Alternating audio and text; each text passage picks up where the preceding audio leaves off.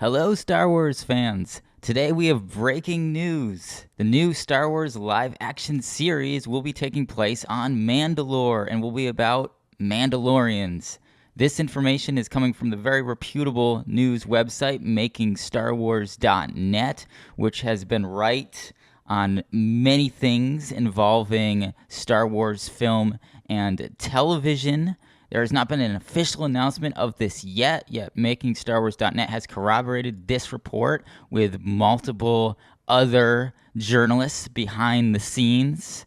According to MakingStarWars.net, this Mandalorian live-action TV show will take place 3 years after the end of Return of the Jedi. It will be set on the planet Mandalore, which is in complete turmoil after the fall of the Empire. We do know from official announcements that this series will be directed by Jon Favreau, who directed the Iron Man movies and the Jungle Book, and also, interestingly enough, played a Mandalorian character, Pre Vizsla, in the series Star Wars The Clone Wars. This show will be released on the Disney direct-to-consumer streaming service that is launching sometime next year. And the New York Times, interestingly, has reported that each episode could cost as much as $10 million, which is a high price tag for episodic television. However, MakingStarWars.net is reporting that Lucasfilm may be using new technology developed by Industrial Light and Magic called ILM X Lab to reduce the cost of the show. Fans may be aware of the X Lab experiences that are available on VR Tech and are also at pop-up shops around the country.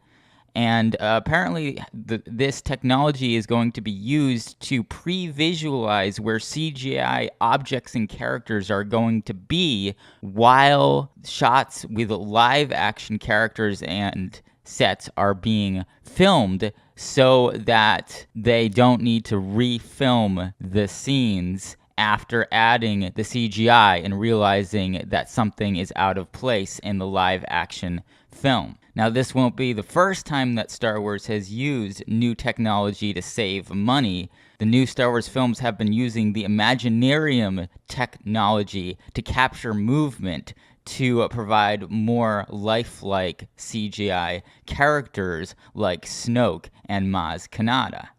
How will this series connect to the current Star Wars canon? Well, we know that the Mandalorian, Sabine Wren, who first showed up in the Star Wars Rebels TV show, is still alive after the Battle of Endor, so she could show up in this series. And we also know that the Siege of Mandalore, which takes place right before Revenge of the Sith, is going to be in the upcoming revival of the Clone Wars TV series, which also will be on the Disney direct-to-consumer streaming service. And while George Lucas never considered Boba Fett a Mando himself, the bounty hunter with Mandalorian armor is heavily rumored to be getting his own movie soon, even after a failed attempt by filmmaker Josh Trank several years ago to make a Boba Fett film. This could possibly also mean the Mandalorian story could tie into Star Wars Episode 9 and beyond. What are your thoughts on this? Leave your comments below and make sure to subscribe to this channel for more breaking Star Wars news and analysis.